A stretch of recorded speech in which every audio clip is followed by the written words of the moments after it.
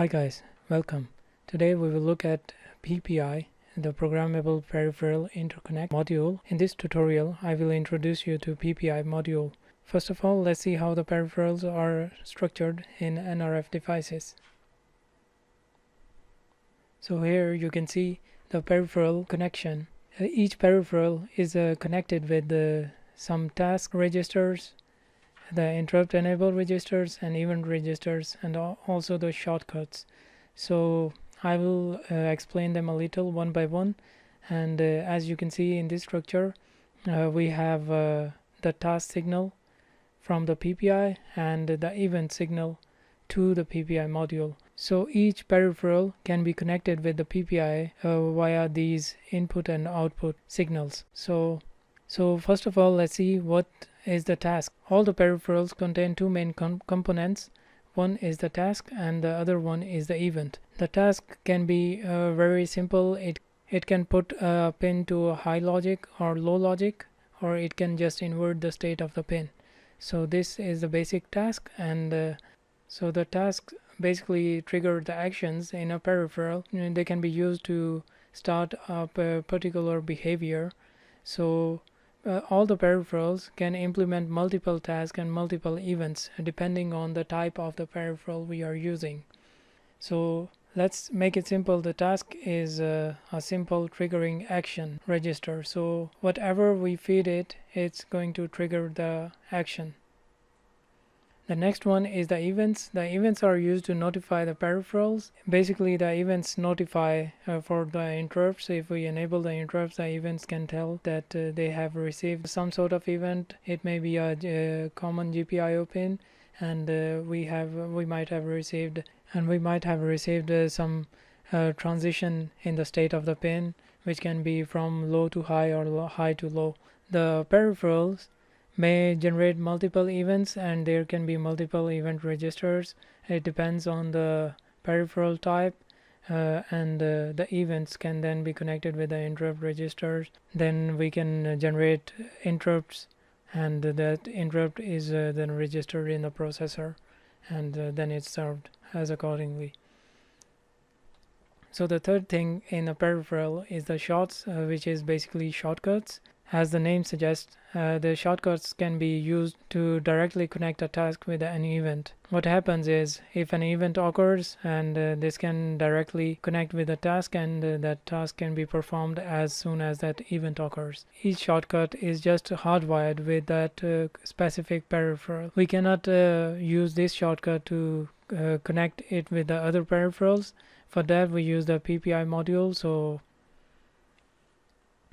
So guys, basically the PPI module has the internal structure like this, and we can connect events to specific peripherals tasks, and once those events are generated, so we can easily connect an event with a task, and once that event is generated, automatically that task is executed.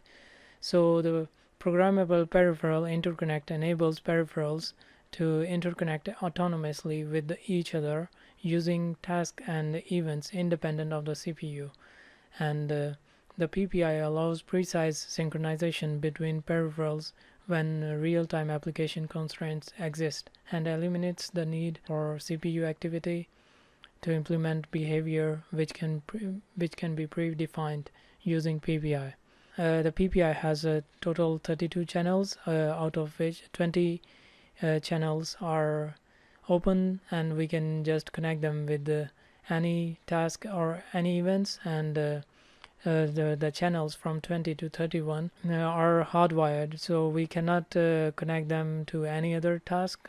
Basically they have their own configurations. We are going to do a simple experiment, and in that experiment we will see how we can connect the PPI module. Previously I explained about the GPIO TE. At that time I never discussed about the TE of the GPIO. So basically the TE stands for task and event. So the GPIO has the task and events connected with it, and we can use those events and task on each GPIO, and we can use these PPI channels to drive the GPIO tasks. So let's consider. In Programmable Peripheral Interconnect, each channel has two endpoints. One is the task endpoint and the other is event endpoint. So we connect our events with the event endpoint, and we connect the task endpoint with the task endpoint. So the thing is, for example, right now what we are going to do is we will connect our GPIO TE event with this event endpoint of channel 0, and we will connect the task endpoint with the GPIO TE task. So what's going to happen is when this event is raised, this connection is automatically enables this task, and whatever we have configured this task for is going to be performed automatically, independent of the processor, and the CPU will not be involved in this task. So basically it helps in increasing the performance of the system. By the way, the SDK automatically assigns the channel. It sees whichever channel is free, it automatically assigns the channel, so we don't need to worry about whether we are using channel 0 or channel 1 or so on. And we can also group these channels together, but for now I think so for the basics we don't need to group these channels together. For now, let's see how we can make it work. Okay guys, let's see how we can program it. So first of all, let's go to my computer. In the C directory, nRF SDK, here we have extracted our SDK, and we will open the examples, and we will go to peripheral, and from here we are going to copy the GPIO TE. Why I'm using the GPIO TE, I will explain this after some time when we will start coding. So go into my projects, paste it here. Let's rename it as PPI Introduction.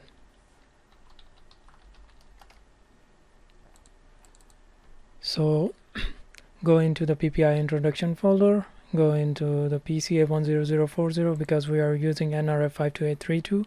If you are using nRF 52840, then you should go in the PCA10056. So open this, go into the blank, open the Sagar Embedded Studio folder, and then open this EM project file, and here we can see we have some previous code here, so I'm going to remove this all. Okay, right now we have this empty project file, and from here we will start coding it. And one thing to mention here is that why I used this GPIO TE is because we already have all the things we need to configure in this project. So let's see if we go to CMSIS configuration wizard, and if I open this, you can see here GPIO TE is enabled, and we can also see the interrupt priority here, which is 6. It's okay for now. For now we just need this GPIO TE to be enabled. So, and it also has all the included libraries like GPIO-TE.h and nrf-drv GPIO-TE.h. So we need these library files. So we have everything here in this code, so we will just start from here, so it's going to be very easy. So first of all, let's see how we can communicate with the PPI channels. In order to communicate with the PPI channels, first of all we have to create the GPIO TE. So for that I'm just going to write the basic code for GPIO TE. So LED pin 1 is the 17. So right now we have the LED and button connections, so I'm going to write a code for the LED to be blinked when I press the button, but this time what's going to happen is I'm going to press the button and it's going to generate an interrupt, and that interrupt event is going to be read by the PPI event. The PPI will connect this event with the task of the LED pin 1, and what happens is when I press the button, it's going to deviate it towards this LED. This LED is going to blink. So let's start. So first of all we have to create the GPIO TE pins. So I'm going to use the static.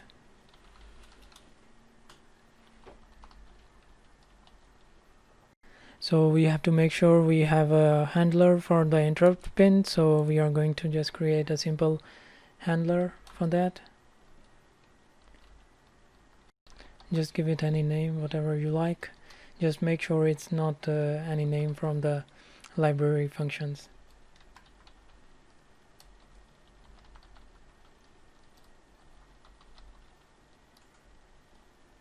So this handler is going to be a empty handler because we are not going to use the interrupt handler to turn on the LED.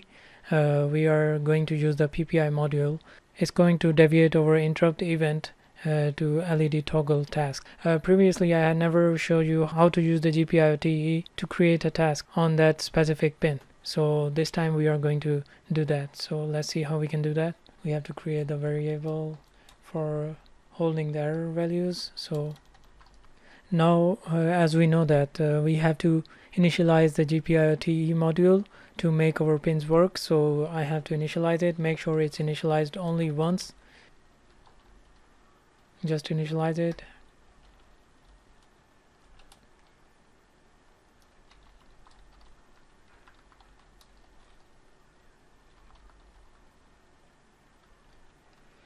The next thing we need to do is we have to create a simple configuration function for the input pin. So let's create it as we have done it in the previous GPIO TE tutorial. We are going to use the same method.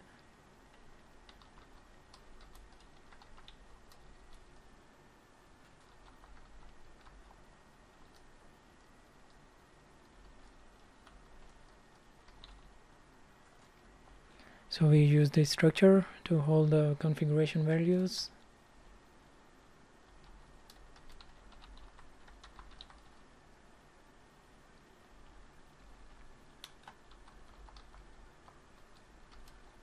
Well, now we have to initialize this pin with the configuration that we have created right now. These configurations, we have to initialize the pin with this. So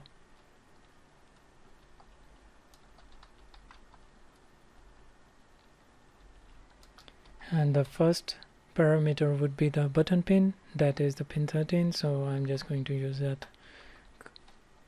constant.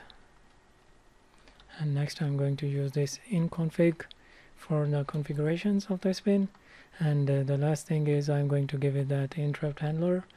So we have passed it the parameters. Now we need to check.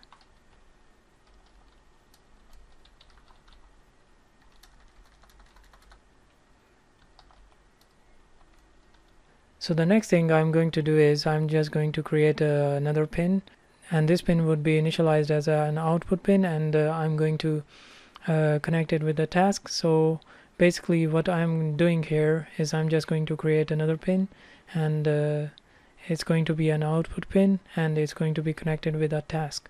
First of all, I have to create some configurations for that. So nRF.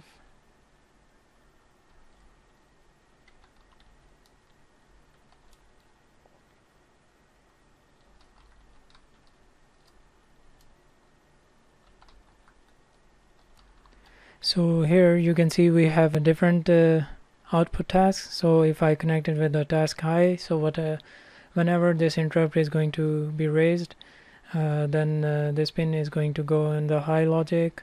We have the low logic state as well.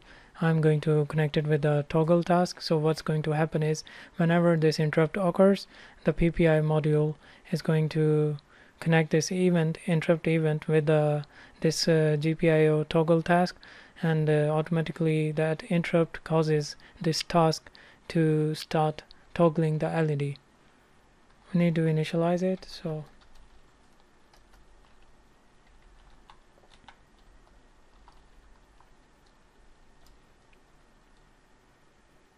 my output pin is LED pin 1, and I have to pass the address for this output configuration.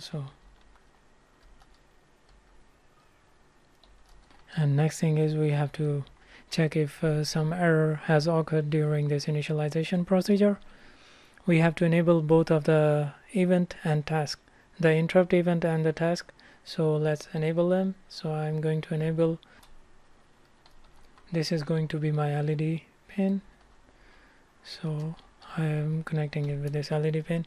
So now my output task is enabled, so whenever this task is triggered by any event, this task is going to that specific LED which I have mentioned here, and this has to be initialized first and it has to be configured first, otherwise this task won't work. And the second thing is we need to enable this interrupt pin as well. So for that we use another function.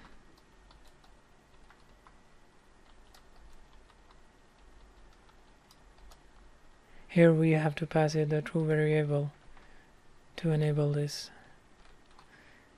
Right now what we have done is we have created a GPIO interrupt input event. So basically this is connected with the button. And the second thing we have done is we have created an output task which is going to toggle the LED. So the main thing right now is to connect this event with this task. To do that we have to use the Programmable Peripheral Interconnect module. So now we are going to program this and we are going to connect this event with this GPIO event, interrupt event, and this task to the GPIO task. Once we push the button, it's going to generate an interrupt, and interrupt is going to drive this event, and this event is going to trigger this task, and this task is going to toggle the LED. So we will see the final results after we program this PPI module now. So the next thing we need to do is we have to program it. Okay, to program the PPI module we need to initialize some of the stuff, so let's create another function for that.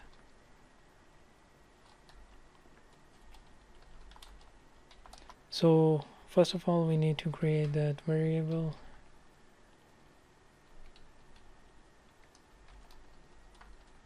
First of all we will create a structure for the PPI channel, and if you are using the PPI channel, I will recommend you should define a global variable so you can use it anywhere in other functions as well.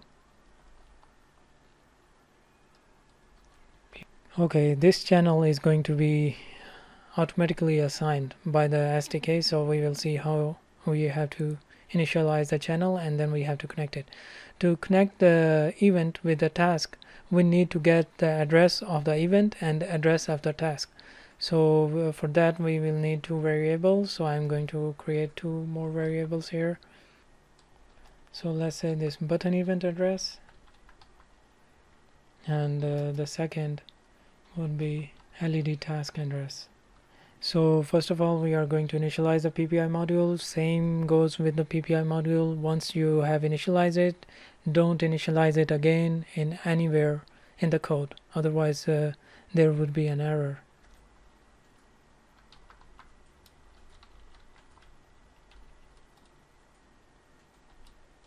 Once we initialize this, we have to allocate the channel. So to allocate the channel we have to use another function. This is basically going to check for the available channels, and then it's going to automatically assign a channel.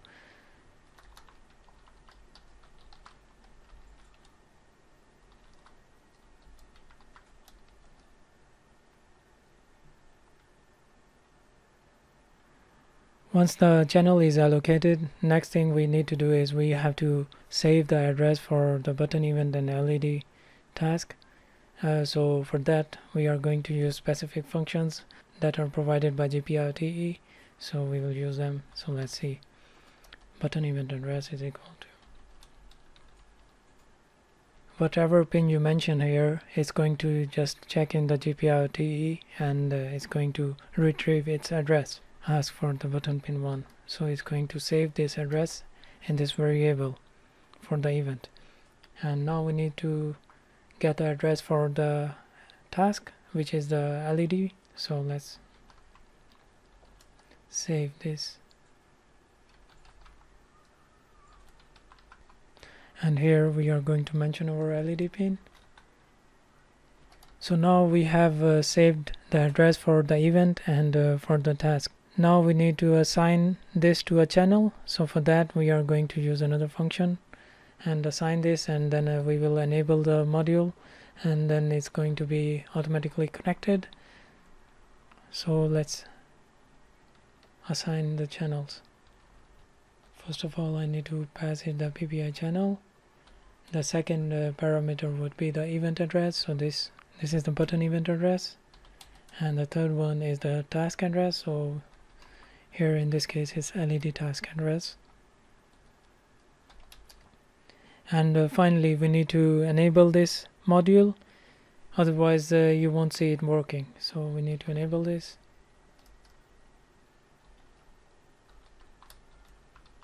And we will pass it the PPI channel, and then again we are going to check for the errors. Okay, we have done everything. Right now we just need to call these functions to enable everything and initialize everything. So we have initialized the interrupt pin and the LED for toggling, LED task for toggling. And the next thing we are going to do is we are just going to enable the initialize the PPI. And this is just going to initialize everything, and then it's going to connect this event with the task. Our code is complete for now, so I'm going to save this code and build it and see if there is some error or not. Just a simple error.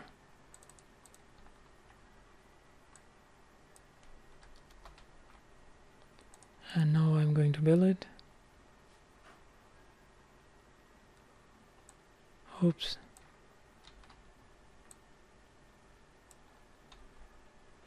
So there is one small mistake here.